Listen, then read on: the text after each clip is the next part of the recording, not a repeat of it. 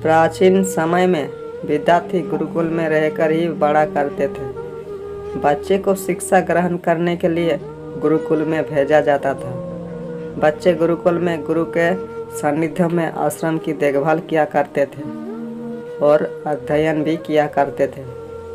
भरतराज को भी सभी की तरह गुरुकुल भेजा दिया गया। वहाँ आश्रम में अपने साथियों के साथ घुलने मिलने लगा, लेकिन वो पढ़ने में बहुत ही कमज़ोर था। गुरुजी की कोई भी बात उसके बहुत कम समझ में आती थी। इस कारण सभी के बीच वो उपहास का कारण बनता है। उसके सारे साथी अगली कक्षा में चले गए, लेकिन वो आगे नहीं बढ़ पाया। गुरुजी ने भी आखिर हार मानकर उसे बोला, बेटा भरतराज, मैंने सारे प्रयास करके देख लिए हैं। अब यही उचित होगा कि तुम यहाँ अपना समय बर्बाद मत करो। अपने घर चले जाओ और घर वालों की काम में मदद करो। भरतराज ने भी सोचा कि शायद विद्या मेरी किस्मत में नहीं है, और भारी मन से गुरुकुल से घर के लिए निकल गया। दोपहर का समय था। रास्ते में उसे प्यास लगने लगी। इधर उधर देखने पर उसने पाया कि थोड़ी दूर पर ही कुछ महिलाएं कुएं से पानी भर रही थी। वो कुएं के पास गया।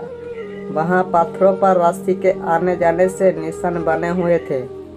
तो उसने महिलाओं से पूछा, ये निशान आपने कैसे बनाए? तो एक महिला ने जवाब दिया, बेटे, ये निशान हमने नहीं बनाए। ये तो पानी खींचने समय इस कोमल रस्सी के बार बार आने जाने से ठोस पत्थर पर भी ऐसे निशान बन गए। भरतराज सोच में पड़ गया।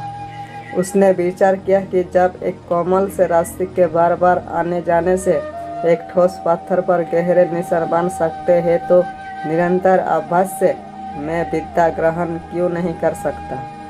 भरतराज ढेर सारे उत्साहों के साथ वापस गुरुकुल आया और अथक कड़ी मेहनत की। गुरुजी ने भी खुश होकर भरपूर सहयोग किया।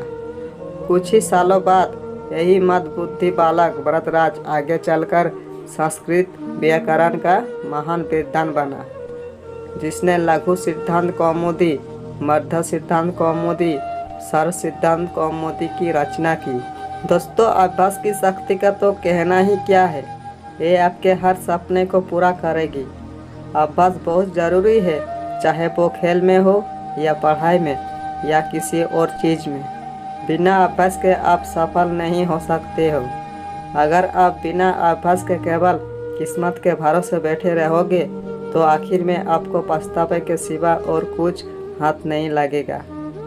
इसलिए अभ्यास के साथ धैर्य, परिश्रम और लगन रखकर आप अपनी मंजिल को पाने के लिए जुट जाइए।